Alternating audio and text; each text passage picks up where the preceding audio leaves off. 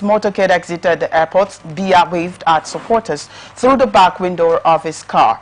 Biya's prolonged absence fueled widespread speculation he was unwell, prompting authorities to put out statements saying the president was in good health. Cameroon later outlawed any discussion about his health, saying it was a matter of national security. Thousands of supporters of the ruling Cameroon People's Democratic Movement (CPDM) party lined the 22-kilometer stretch from the airport to the Etoodi presidential palace, clad in fabrics bearing Biya's image. Onlookers also turned out onto the streets to confirm themselves that the head of state was still alive. Besides billboards with messages welcoming the president back home and wishing him well, supporters also carried banners, one of which read, "Long life to His Excellency Paul Biya, Father of the Nation." M23 rebel group has seized the town of Kalembe in Eastern Democratic Republic of Congo, expanding its reach in the region, an official and a former lawmaker said on Monday. The Susi-led M23 has been waging an insurgency in the Central African countries, violence torn east since 2022. Congo and the United Nations accused neighboring Rwanda of backing the group with its own troops and weapons. Rwanda denies these but says it has taken so-called defensive measures. Rebels had been stationed 10 kilometers from Kalembe for nearly 8 months before they seized control of the town on Sunday morning from the Congolese armed forces. And the Wazalendo alliance of armed groups loyal to the government, Kabaki Alimasi, an official from Walikale territory where Kalembe is located, told newsmen. While fighting did not target the local civilian population, many felt unsafe and moved to the town of Pinga in Walikale. Next saw some police officers firing handguns while dispersing the crowd. Adriano Novunga, director of Mozambique's Center for Democracy and Human Rights, said that 2 journalists and a security guard were hit by bullets but not seriously wounded. A police spokesperson could not immediately be reached for comment. The full results of Mozambique's October 9th national election are expected this week, with early results showing that the ruling party Frelimo is set for another win. Opposition candidates say the poll was rigged, according to the U.S. State Department website. Washington joined the EU and Mozambique's former colonial ruler, Portugal, in the condemnation and call for an investigation into the murder of opposition lawyer Elvino Diaz and opposition party official Paulo Guambe after many rounds were fired at a car in which they were traveling on Saturday. Mozambique police on Monday fired tear gas and bullets at protesters in the capital Maputo who had gathered at the scene where the 2 opposition party figures were shot dead on Saturday after a disputed election. The full results of Mozambique's October 9th national election are expected this week, with early results showing the ruling party Frelimo is set for another win. Opposition candidates have said the poll was rigged. Frelimo has ruled the Southern African country since 1975 and has been accused of electoral fraud by opposition leaders, civil society and election observers. It has denied the allegations. The U.S. State Department urged Mozambique's state institutions to political leaders, citizens and stakeholders to resolve electoral disputes peacefully and lawfully while rejecting violence and inflammatory rhetoric. Kenya on Monday said it had handed over 4 Turkish refugees after accepting an extradition request by Ankara despite Amnesty International raising concerns they could face persecution at home if they were deported. It accepted the deportation request because of the strong relations between the 2 countries, the Ministry of Foreign and Diaspora Affairs statement said, adding that it received assurances that the 4 will be treated with dignity in keeping with national and international law. Amnesty said on Saturday that if they were deported, they could face serious human rights violations, which underscored growing concerns about the safety of all refugees and asylum seekers in Kenya. forced openly transgender attorney to argue before the U.S. Supreme Court against Tennessee's Republican-backed law banning gender-affirming medical care for transgender minors. Strangio represents a group of transgender people who pursued a lawsuit challenging the measures that prohibits medical treatments for minors experiencing gender dysphoria. The Supreme Court will hear argument on December 4 in an appeal by President Joe Biden's administration of a lower court's decision upholding Tennessee's ban. Strangio, who joined the American Civil Liberties Union in 2013, is the co-director of its LGBTQ and HIV project, helping the organization oppose state laws targeting transgender people, including 12 legal challenges against laws like the one at issue before the Supreme Court. Tennessee Supreme Court has ruled that the ban on gender-affirming care for transgender youth is unconstitutional. The law, which prohibits such care, is seen as experimental and potentially harmful. Medical associations argue that gender dysphoria is linked to high suicide rates and that long-term studies show its effectiveness. The state has filed a lawsuit to defend the treatments, arguing that it violates the 14th Amendment's promise of equal protection. The Justice Department argued that the law's purpose is to enforce gender conformity and discourage transgender identification. A federal judge blocked the law in 2023, but a 2-to-1 decision reversed the injunction. The Supreme Court has previously addressed cases involving LGBT rights, including same-sex marriage, workplace discrimination, and the constitutional right to free speech. Judge in Michigan on Monday rejected an effort by the Republican Party to block some Americans who are living overseas from voting in the battleground states. The Republican National Committee filed a lawsuit earlier this month arguing that election laws in the states improperly allowed U.S. citizens living abroad who had never lived in Michigan but whose relatives had to vote there.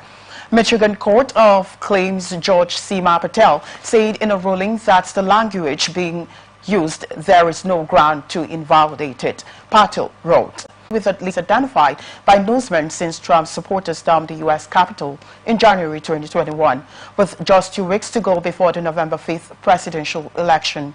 The cases are part of the biggest and most sustained increase in U.S. political violence since the 1970s. The pace of cases has remained consistent since 2016, with 93 cases in 2021, 79 in 2022, and 76 in 2023. Political extremism experts warn that the charged atmosphere around the 2024 presidential election has created a highly volatile situation, with Trump often using incendiary rhetoric. The prospect of post-election violence in battleground states is also a concern, with the margin of victory potentially being a few thousand votes. Trump has declined to rule out the possibility of violence if he loses in November. Recent political violence has been a significant issue, with a forced assassination attempt on Trump at a campaign rally in Pennsylvania on July 13th. The shooter, Thomas Crooks, was killed at the scene, and law enforcement agencies were putting alerts for potential retaliatory violence by Trump supporters. Other incidents include a man in Florida who left home with multiple guns after the shooting and was found buying a full ammunition box in a public park. Joshua Kempanine, men formerly known as the Central Park Five before they were exonerated on Monday, filed a defamation lawsuit against Republican presidential nominee Donald Trump. With election day 2 weeks away, the group accused the former president of making false and defamatory statements about them during last month's presidential debates with Vice President Kamala Harris. The group is asking for a jury trial to determine compensatory and punitive damages. Defendant Trump falsely stated that plaintiffs killed an individual and pleaded guilty to the crime. These statements are demonstrably false, the group wrote in federal complaint. The men are upset because Trump essentially defamed them in front of 67 million people, which has caused them to seek to clear the names all over again. Co-lead counsel Shani Inspector told newsmen in an email. The exonerated 5, a group of Black and Latino teenagers, into custody by deputies without incident. It was not immediately clear if all those involved were members of the same family, and the Sheriff's Department said it was still working to determine a motive for the violence.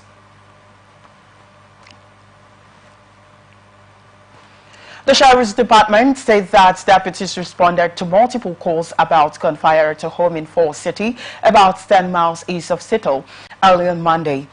A neighbor with some medical training was able to administer first aid before first responders arrived, the department said. The boy taken into custody was booked at the King County Juvenile Detention Facility and is expected to make a first court appearance on Tuesday or Wednesday, the Sheriff's Department said. Former Hollywood producer Harvey Weinstein has chronic myeloid leukemia, CML, NBC News reported on Monday. Citing sources, Weinstein is currently undergoing treatment for CML, a type of bone marrow cancer, while in prison at Rikers Island in New York to face trial on rape charges, according to the NBC report. Craig Rothfield, Weinstein's legal health care representative, declined comment when asked by newsmen on the status of his health, citing respect for Weinstein's privacy. Weinstein, 72 years old, has been beset with health problems. His lawyers had earlier said he was rushed to the hospital from Rikers Island jail in September to undergo heart surgery. Weinstein, who has denied having any non-consensual sexual encounters with anyone, was found guilty on rape charges in February 2020 in a case that provided impetus for the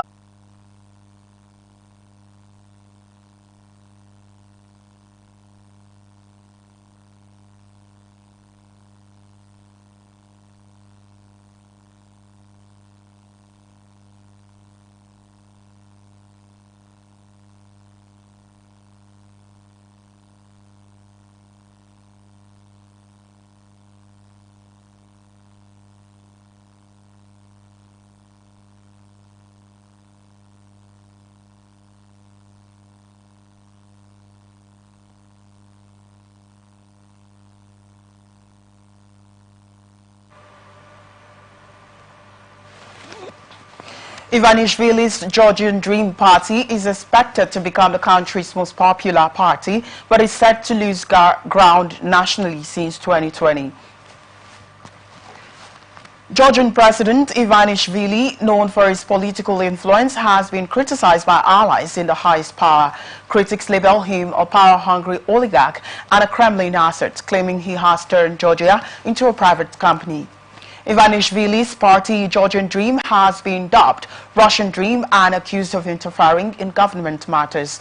Georgia's Prime Minister Bidzina Ivanishvili has reversed the country's long-standing alignment with the West since Russia's invasion of Ukraine in February 2022.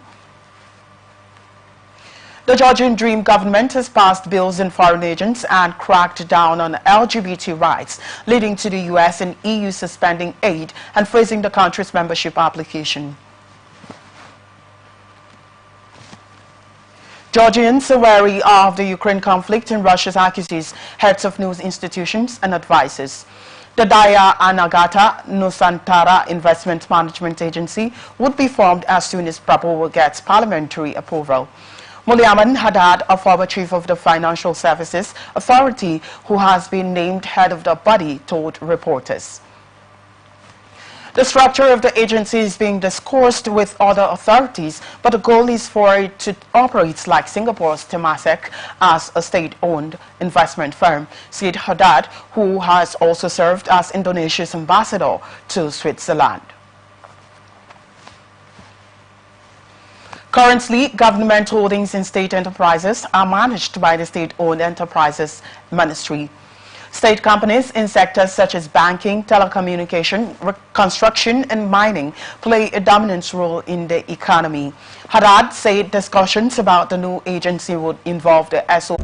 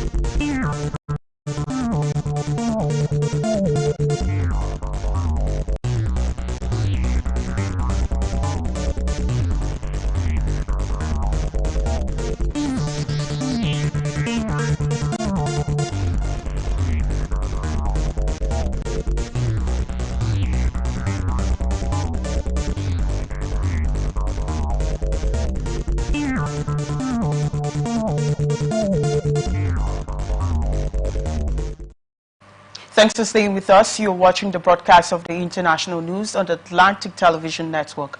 We're open for adverts, placements, bookings, and commercials. Remember, you can connect with us and watch us live on ATN Socials, Facebook and YouTube at Atlantic Television Network, Instagram and TikTok at Atlantic TV Network 1, X formerly Twitter at Atlantic TV Net. Watch us live on our website at atlanticnetwork.tv.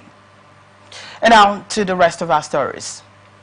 China has reached a resolution with India on resolving the border conflict and will work to implement solutions, a Chinese Foreign Ministry spokesperson said on Tuesday.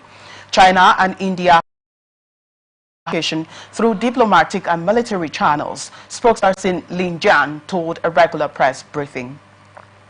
Say travels from the neighboring breadbasket states of Punjab and Haryana. Delhi, ranked the world's most polluted capital for 4 years in a row by Swiss group IQ Air, has closed its schools and halted construction projects for brief periods in the past as it looks to tackle the problem. Police in Haryana's Kisar 22 complaints of stubble this year, and 16 people have been arrested. Those arrested have been released on bail since this is a bailable offense, said Burban, a deputy superintendent of police, who uses only one name. Investigations have been launched against almost 100 farmers across Haryana, while fines have been imposed and more than 300 local media reported. Delhi recorded very poor air on Tuesday morning, according to the Central Pollution Control Board, with an air quality index of 320. An air quality index of 0 to 50 is considered good, while anything between 400 to 500 poses health dangers. China and the Vatican have agreed to extend an agreement on the appointment of bishops in China for a longer period of 4 years, a Chinese Foreign Ministry spokesperson said on Tuesday. The two sides will continue to hold talks in a constructive manner and advance the improvement of relations. Lin Jian told there was no immediate Vatican. The Vatican struck a landmark deal with the Beijing government in 2018 over the appointment of Catholic bishops in the country. The agreement, which was previously renewed every 2 years, gives Chinese officials some input into who Pope Francis appoints as bishops in the country and seeks to ease tensions in China between an underground Catholic flock loyal to the Pope and the state-backed Catholic Church. Speaking last month on the flight back to Rome from Singapore at the end of a tour of Southeast Asia and conditions at government hospitals, as well as justice for the woman. A police volunteer was arrested for the crime which sparked nationwide protests in August and September after the woman's body was found at the city's RG Carr Medical College and Hospital on August 9. The victim's parents expressed their worries about the fasting junior doctors' health as well as the defunct health care services that must have affected hundreds of ordinary citizens, said Dr. Debashish Halda, a spokesman for the doctors. Some strike participants, Mamata Banerjee, agreed to most of their demands when she met them on Monday. Doctors in India are demanding justice and a secure healthcare system despite government hospitals lacking basic amenities like restrooms and CCTV.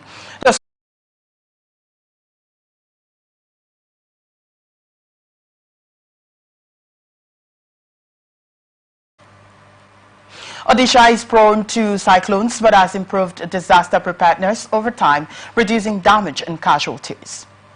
2 men armed killed 2 transgender women at their home in conservative northwest Pakistan overnight before fleeing the scene. Police said a sign of increasing violence against trans people in the country. The killings happened Sunday night in Mardan, a city in Khyber Pakhtunkhwa province. Local police chief Famin Khan said. He said questions. Farzana Jan, president of the Trans Action Rights Group in Khyber Pakhtunkhwa, said another 9 trans people have been killed in gun attacks in the province since January. She said none of the attackers involved in the previous cases had been brought to justice, mainly because the families pardoned the attackers or prosecutors did not pursue the cases seriously. The transgender community has threatened to protest if the attackers are not arrested. We have given a 3-day deadline to the police for arresting those behind the latest killings in Mardan.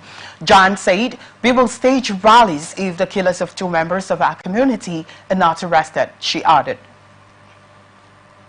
There are no exact figures about the number of trans people in Pakistan, but Jan estimated about 75,000 live in Khyber Pakhtunkhwa.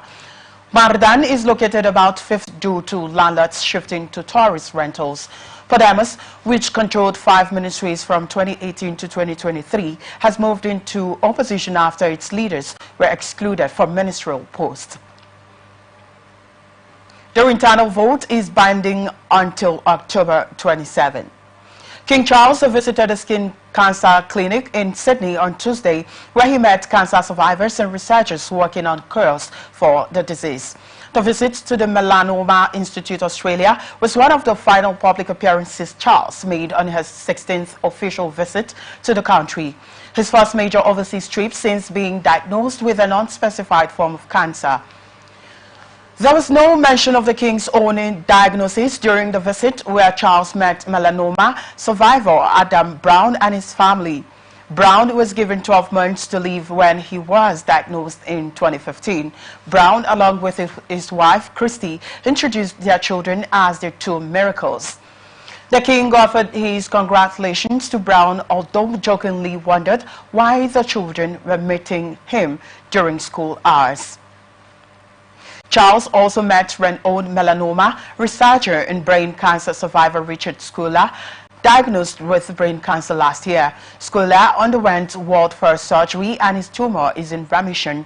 Earlier in the day, Charles met indigenous elders in inner-city Redfern, the home of the urban Aboriginal civil rights movement, and was embraced by Elder Michelle Welsh.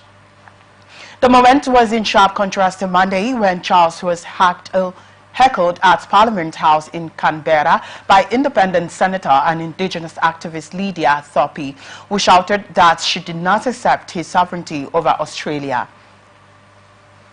The royal couple will close the day with a fleet review of the Royal Australian Navy in Sydney Harbour. Poland's economic transformation in recent decades is remarkable, but it needs reforms to sustain growth. International Monetary Fund (IMF) official success stories over the last 30 years, thanks to its low public debt level, strong track record on economic growth, and ambitious fiscal consolidation. The IMF forecasts Central Eastern Europe's biggest economy expanding 3.5% next year, with Poland assuming 3.9% growth in 2025. However, IMF officials cited headwinds to medium-term growth, such as the aging population, military spending, and climate investments as key pressures on the budget. One solution could be to better target Poland's universal social benefits, such as the previous government's flagship $200.39 monthly child allowance and electricity price cap. The IMF also recommended raising income, property and value-added taxes towards levels in other EU countries and aligning the retirement age for men and women with longevity. The IMF is focused on maintaining fiscal sustainability. 3 people, including a child, were killed in a Russian drone strike on the northeastern Ukrainian city of Sumy, officials said on Tuesday. The attack, part of a mass overnight strike on Ukraine, targeted a residential neighborhood and critical infrastructure. Regional Governor Ihor Kalchenko said on the Telegram messaging app. He posted images of smoldering ruins and damaged homes. In a statement, the Ukrainian military said air defenses had destroyed 42 out of 60 drones launched by Russia over various parts of Ukraine. Another 10 were locationally lost, it said. One woman was wounded early in Russia on Tuesday, when a Russian drone struck a bus stop in the southern city of Kherson, regional officials said. Russia has denied targeting civilians in its full-scale invasion, launched in February 2022, but regularly launches missiles and drones at population centers behind the front line. Russian officials, including President Vladimir Putin, have stated that it doesn't matter who wins the White House on November 5th. However, Kremlin-guided state media coverage of the U.S. election suggests that Donald Trump is strongly favored. State TV's main channel on news program recently showed video of billionaire Elon Musk and TV host Tucker Carlson denigrating Democratic candidate Kamala Harris, while Trump and running mates J.D. Vance are portrayed as sure-footed and imbued with common sense on various issues facing sinister forces. The Kremlin says the choice of who becomes the next U.S. president is a matter exclusively for the American people to decide and will work with whoever is elected. The state media's apparent preference for Trump may be no surprise, as Trump has been less openly supportive of Ukraine in its war against Russia than incumbent President Joe Biden or Harris. Trump has repeatedly praised Putin over the years and boasted of having a good working relationship. Last week, he blamed Ukrainian President Volodymyr Zelensky for helping start the war. State TV has often showcased guest speakers on its primetime geopolitical talk shows who expresses a preference for Trump, even if their reasons sometimes vary. Andrei Sidorov, a senior academic at Moscow State University, told a major state TV talk show in October that Trump would be better for Russia because he would stir division that could trigger a long-held fantasy of anti-Western Russian hawks. The disintegration of the United States during infighting between its constituent states. Despite the two current candidates' different approaches to Moscow, some Russian officials have expressed wariness of both. They believe that a Democratic win would mean a continuation of what Moscow sees as Biden's proxy war with Russia to the last Ukraine. Trump, who raised hopes in Moscow of better ties before he took office in 2017, is remembered for imposing sanctions when in the White House, despite warm words about Putin. Hezbollah said it had fired rockets at two bases near the Israeli city of Tel Aviv and a naval base west of Haifa on Tuesday morning, just hours before U.S. Secretary of State Antony Blinken arrived in Israel to make another push for an elusive ceasefire. Diplomatic efforts have so far failed to bring an end to the year-long war in the Palestinian territory of Gaza and its spillover conflicts between the Lebanese armed group Hezbollah and Israel, which has intensified in recent weeks after a year of exchanges of fire mostly across Lebanon's southern border. After a heavy night of Israeli strikes in Lebanon's south and the southern suburbs of its capital, Beirut, Hezbollah said it had fired rockets at the Gilad base used by Unit 8,200 of Israeli military intelligence and the Nerit area in Tel Aviv's suburbs. The group said it also fired rockets at a naval base outside the port city of Haifa further north. There were no immediate reports of casualties. Israeli authorities said air sirens were activated in areas southeast of Tel Aviv due to one projectile identified crossing from Lebanon and falling in an open area. Other sirens sounded in Tel Aviv. Blinken's trip to the region is his 11th since the attack on Israel by the Palestinian militant group Hamas on October 7, 2023, that triggered the Gaza war. It comes as Israel intensifies its military campaign against Iran-backed militants, Hamas in the Gaza Strip and Hezbollah in Lebanon.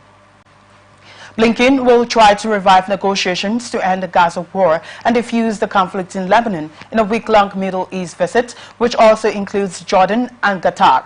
In Israel, he will discuss Israel's retaliation for Iran's October 1st ballistic missile attack, a senior State Department official said, speaking on condition of anonymity. U.S. Secretary of State Antony Blinken arrived in Israel on Tuesday for meeting with Israeli leaders, the first stop of a wider Middle East tour to launch another push for an elusive ceasefire.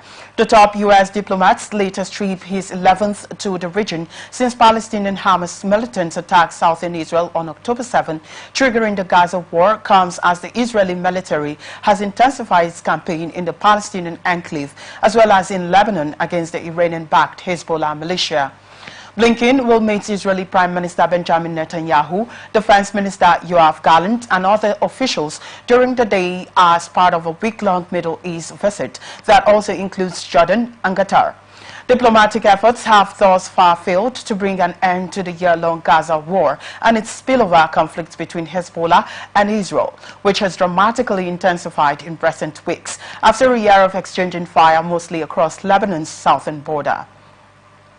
Hezbollah early on Tuesday morning said it had launched volleys of rockets at two Israeli military bases near Tel Aviv and a naval base west of Haifa. And that's it on the international news for today. Before we go another look at the major stories. We told you that Cameroon, a 91-year-old President Biya returns home. You also heard that U.S. urges probe into opposition killings in Mozambique. You also heard that first transgender lawyer argues at U.S. Supreme Court. We told you that Russian state media flatters Trump Harris. China, India to resolve border conflict. We also told you that India medics end hunger strike over murder.